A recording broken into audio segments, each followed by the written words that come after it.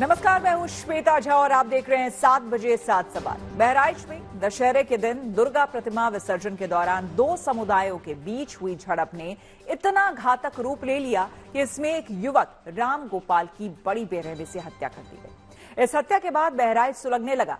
इस हत्या को अंजाम देने के बाद आरोपी अब्दुल हमीद अपने परिवार के साथ फरार हो गए थे, लेकिन आज पुलिस ने अब्दुल समेत 5 आरोपियों को दबोच लिया। इस दौरान पुलिस के साथ मुठभेड़ में 2 आरोपी घायल हो गए। ऐसे में हमारे आज के 7 सवाल इसी मुद्दे से जुड़े होंगे और इसी से जुड़ा हमारा आज का पहला सवाल है। हमारा सवाल है कि बहराइच में हत्या के आरोपियों की कैसे हुई गिरफ्तारी। आपको बता दें कि पुलिस को सूचना मिली थी कि सभी आरोपी नेपाल भागने का प्लान बना रहे हैं। ऐसे में ऐन मौके पर पुलिस ने उनको दबोच लिया। पुलिस को हत्या में इस्तेमाल किया गया हथियार भी बरामद हो चुका है।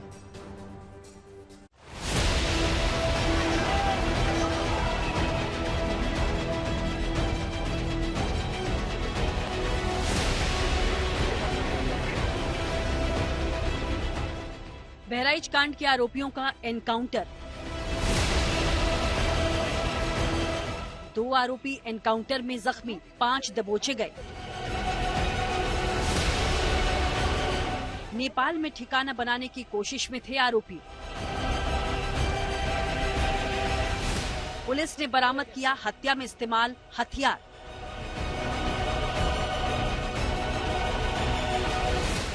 दुर्गा पूजा विसर्जन के दौरान झड़प में एक युवक राम गोपाल मिश्रा की हत्या कर बहराइच को हिंसा की आग में झोंकने वाले 5 आरोपियों को आज यूपी पुलिस ने दबोच लिया। काउंटर किया गया है साफ तौर से और बताया गया है कि जब वेपन रिकवरी या कह सकते हैं उसको लेने के लिए कहीं ना कहीं जब हिरासत में लिया गया था और जब पुलिस यहाँ पर पहुंचती है, एसटीएफ यहाँ पर पहुंचती है, तो ये जो एरिया है ये 40 किलोमीटर दूर है। ये बहराइच के उस जगह पर जहां पर हिंसा हुई थी और वहां से और यहाँ की अगर मैं तकरीबन बताऊं तो पुलिस ने कहा है कि नेपाल भागने की कोशिश कर रहे थे, तो यहाँ से महज केवल 15 किलोमीटर की दूरी पर नेपाल का बॉर्डर भी है। इस दौरान पुलिस एनकाउंटर में 2 आरोपी जख्मी हो गए हैं। आरोपी सरफराज और तालीम को पैर में गोली लगी है।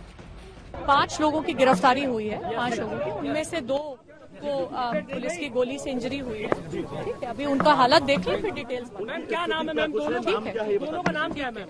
एक का नाम है मोहम्मद सरफराज, एक का नाम है मोहम्मद तालीम। कहाँ पर ये एनकाउंटर हुआ मैम? नानपारा क्षेत्र में। कहाँ पर? नानपारा भागने की कोशिश कर रहे थे मैम? बहराइच में विवाद के बाद राम गोपाल की बेरहमी से हत्या करने के बाद आरोपी फरार हो गए थे। पुलिस के मुताबिक उन्हें आज सूचना मिली कि आरोपी नेपाल भागने की फिराक में हैं। ऐसे में पुलिस और एसटीएफ ने गुप्त सूचना के आधार पर इन्हें नेपाल बॉर्डर से 50 किलोमीटर पहले नानपारा कोतवाली क्षेत्र में हांडा बसेहरी नहर के पास दबोच लिया। मोहम्मद सरफराज उर्फ रिंकू और मोहम्मद तालिम उर्फ सबलू, इनकी निशानदेही पे जब पुलिस की टीम नानपारा क्षेत्र में मर्डर वेपन की रिकवरी के लिए गई तो वहां पे इन्होंने मर्डर वेपन को लोडेड हालत में रखा हुआ था, जिसको लेकर पुलिस पर फायर किया गया। पुलिस ने अपनी आत्मरक्षा में जवाबी फायरिंग की, जिसमें इन दोनों को गोली लगी है। ये घायल हुए हैं, इनको उपचार के लिए पहुंचा दिया गया है और जो अन्य 3 अभियुक्त हैं उनको भी हमने हिरासत में ले लिया गया है। आज 5 को औपचारिक रूप से गिरफ्तार किया गया है। सभी के खिलाफ ठोस कार्रवाई की जाएगी। रासुका की कार्रवाई भी जल्द इनके विरुद्ध अमल में लाई जाएगी और अन्य जो अभियुक्त हैं उनकी तलाश भी जारी है। हमारी टीम्स ग्राउंड पे लगी हुई है। इसके बाद जब पुलिस इन्हें हत्या में इस्तेमाल किए गए हथियार को बरामद करने के लिए ले गई तो वहां उन्होंने उस हथियार से पुलिस पर हमला कर दिया, जिसके बाद पुलिस की जवाबी कार्रवाई में उन्हें गोली लगी। हालांकि दोनों आरोपियों की हालत फिलहाल खतरे से बाहर बताई जा रही है। 2 व्यक्ति आए थे हमारे यहाँ, जो 2 लोग, एक सरफराज करके नाम है और एक तालिम करके, मोहम्मद तालिम। तो दोनों के, एक के दाएं पैर में, एक के बाएं पैर में। क्या स्थिति है सर? स्थिति दोनों की सही है। कहाँ भेजा गया सर? थोड़ा जो गोली है, गोली अभी भी अंदर ही है क्योंकि एग्जिट पॉइंट उसमें नहीं दिखा है। बाकी हमने डिस्ट्रिक्ट हॉस्पिटल बहराइच के लिए रेफर कर दिया है। दरअसल राम गोपाल को गोली मारने के बाद 10 लोगों को पुलिस ने आरोपी बनाया था, जिनमें 6 लोगों को नामजद आरोपी बनाया गया। उन नामजद आरोपियों के नाम कुछ इस तरह से हैं: मोहम्मद फहीम, मोहम्मद तालीम उर्फ सबलू, मोहम्मद सरफराज, अब्दुल हमीद और मोहम्मद अफजल को आज पुलिस ने दबोच लिया है।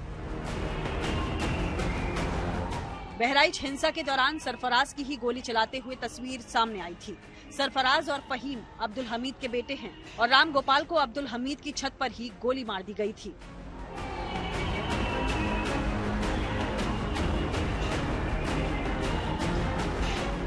पुलिस ने नामजद आरोपियों में से 3 को गिरफ्तार कर लिया है, मगर 3 आरोपी राजा, ननकऊ और मारूफ अली अभी भी फरार हैं और अब पुलिस उनकी सरगर्मी से तलाश कर रही है। बहराइच से आशीष श्रीवास्तव और रामबरन के साथ bureau report, good news today.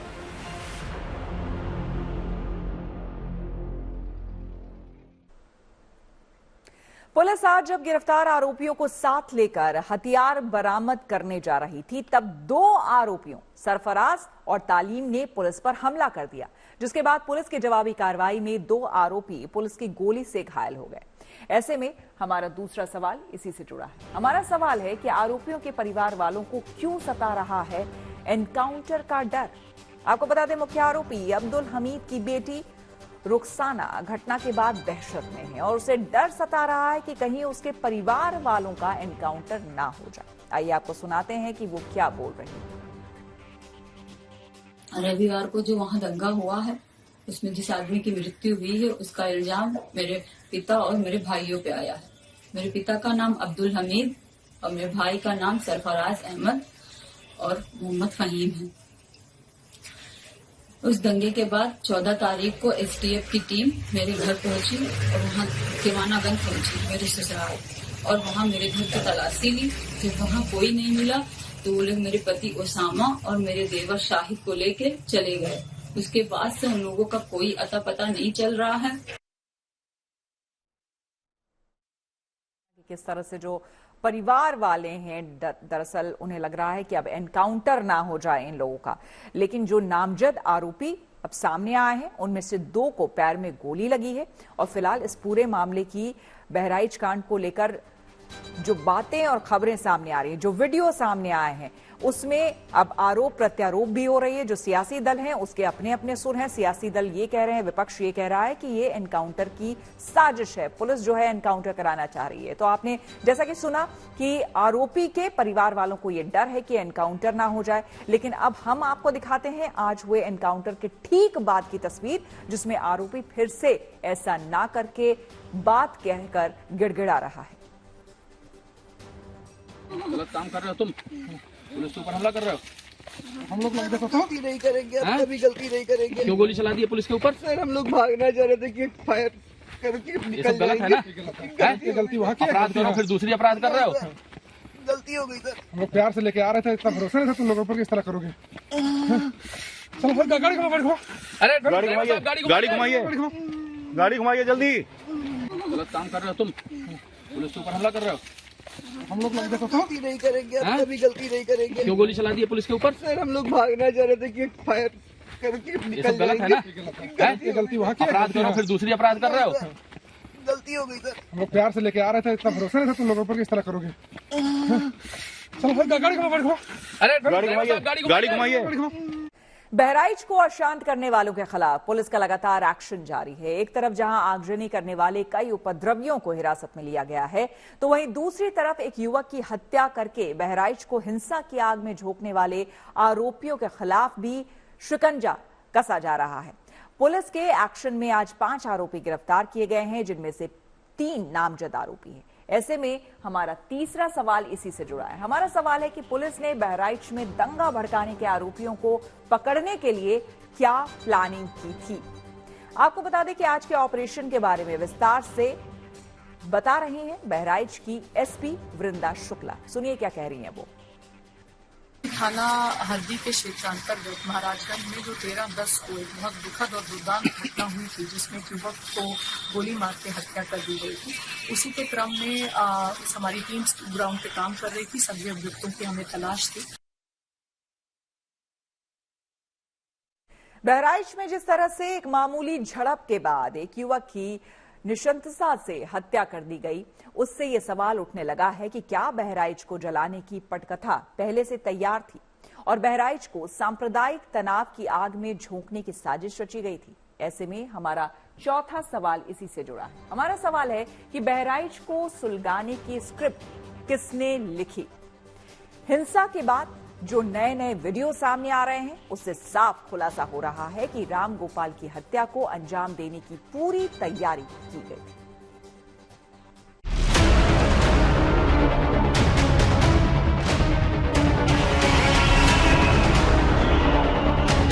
UP के बहराइच में 13 अक्टूबर को दुर्गा प्रतिमा विसर्जन के दौरान आई ये नई तस्वीरें हैं। सबसे पहले इस वीडियो में देखिए, छत पर राम गोपाल मिश्रा खड़ा है और हरे झंडे को लपेट रहा है। तभी उसे दूर से टारगेट करते हुए गोली दाग दी गई और गोली सीधे राम गोपाल मिश्र को लगी। गोली लगते ही राम गोपाल छत पर ही मुंह के बल गिर गया। वीडियो में बच्चों की आवाज आती है, मर गया, भाग भाग। वीडियो देखकर ऐसा लग रहा है कि इसे सामने की छत से बनाया गया।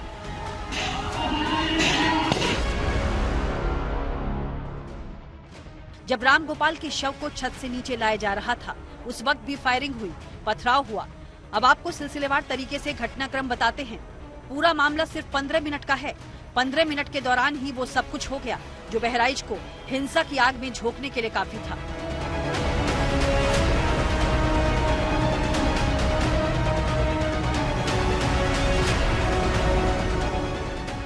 छत्तीस घंटे बहराइच बंधक बना रहा। हिंसा हुई, उपद्रवी बेलगाम होते रहे। बहराइच हिंसा से जुड़े वीडियो को तफसील से दिखाते हैं। इस तस्वीर में बहराइच हिंसा के मुख्य आरोपी दिखाई दे रहे हैं। आरोपी नंबर 1 अब्दुल हामिद, आरोपी नंबर 2 रिंकू उर्फ सरफराज, आरोपी नंबर 3 फहीम। ये तस्वीर फायरिंग से पहले की है। ये सभी जुलूस को मकान की छत से देख रहे थे। इन्हीं पर राम गोपाल मिश्रा की हत्या का आरोप है। 5 मुख्य अभियुक्त पुलिस के कब्जे में आ गए हैं, जिनमें से 2 अभियुक्त जो हैं, जिनका नाम है मोहम्मद तालीम उर्फ सबलू और मोहम्मद सरफराज उर्फ रिंकू। इनकी निशानदेही पे पुलिस की टीम्स मर्डर वेपन की रिकवरी के लिए गई थी, जो कि इन्होंने नेपाल बॉर्डर के समीप नानपारा क्षेत्र में छुपा कर रखी हुई। और वहां पर जब गई तो जो DBBL गन मर्डर में यूज हुई थी, उसको लोडेड हालत में रखा गया था और एक और अवैध असला के द्वारा वहां पे छिपाया गया था, जिनके द्वारा पुलिस पर फायरिंग की गई। अब पहला वीडियो देखिए। ये उस वक्त का वीडियो है जब मूर्ति विसर्जन के लिए जुलूस उस घर के सामने खड़ा होता है जहां से उपद्रव की शुरुआत हुई। बवाल की शुरुआत अब्दुल हमीद के घर से हुई थी। पहले डीजे को लेकर विवाद हुआ, फिर पथराव शुरू हो गया।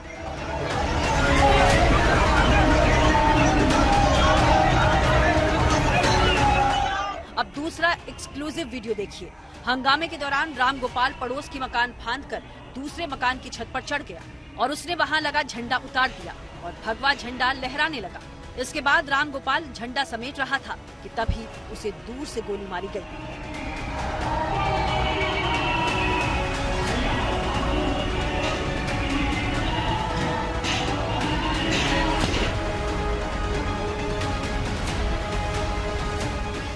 जैसे जैसे नए तथ्य आ रहे हैं, जो भी कोई लोग इसमें समर्थक प्रोत्साहक के रूप में या इसको पूरा प्लान करने में, इनको संरक्षण देने में संलिप्त पाए जाते हैं, सभी के खिलाफ ठोस कार्रवाई की जाएगी।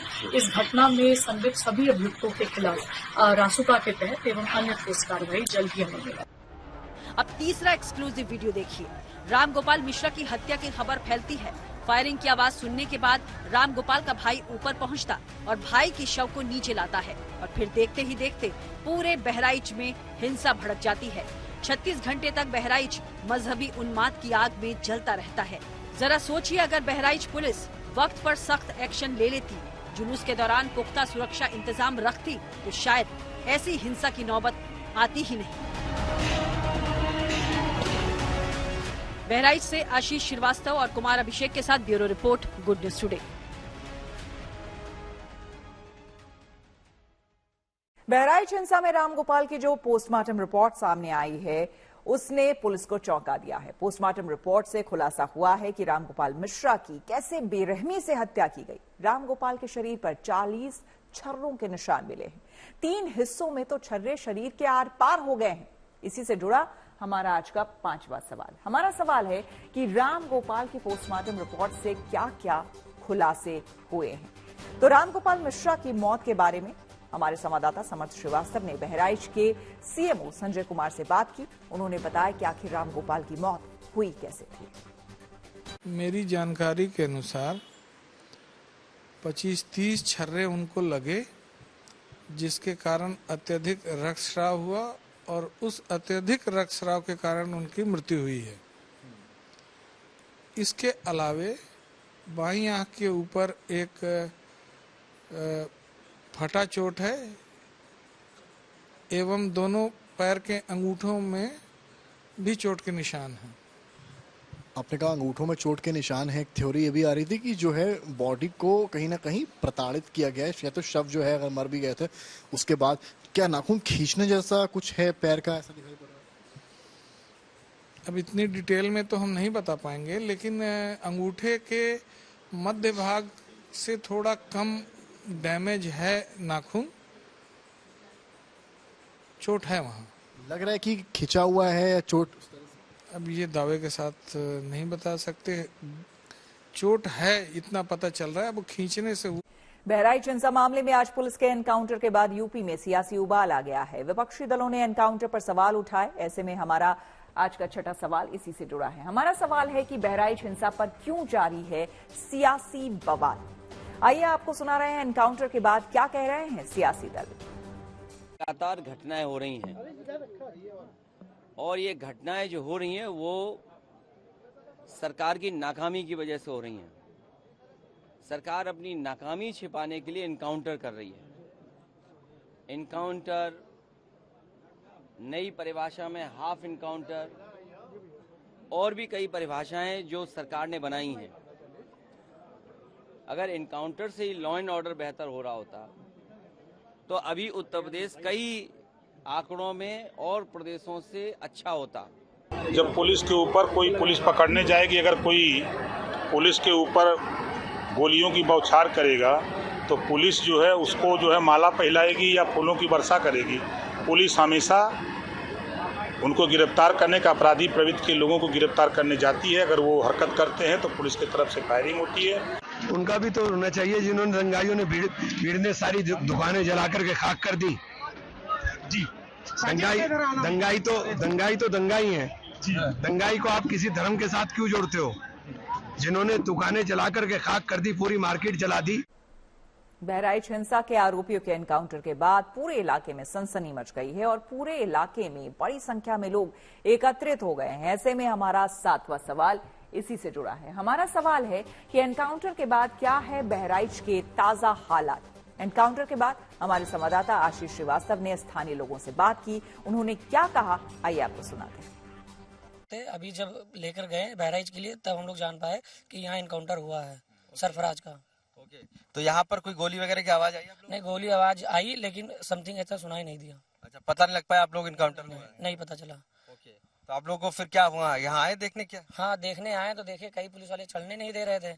जब वो लोग निकले दूसरी की तरफ तो हम लोग ऊपर आ पाए। हमें सर ये पता चला कि करीब में 1:30 से 2 बजे के करीब में हम अपने गांव के पास में थे और वहां सबसे पहले एक एसटीएफ की गाड़ी बहुत तेजी से आई और फिर गांव के बाहर ही चक्कर लगाकर वापस चली आई।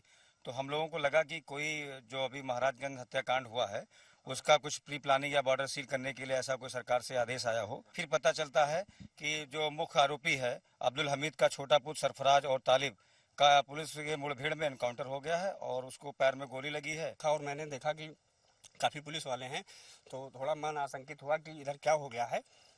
फिर जब आए तो पता लगा कि ये जो है एनकाउंटर हो गया है। तो इसी के साथ 7 बजे 7 सवाल में मेरे यानी श्वेता झा के साथ फिलहाल इतना ही। देश दुनिया की तमाम खबरों के लिए देखते रहिए गुड न्यूज टुडे।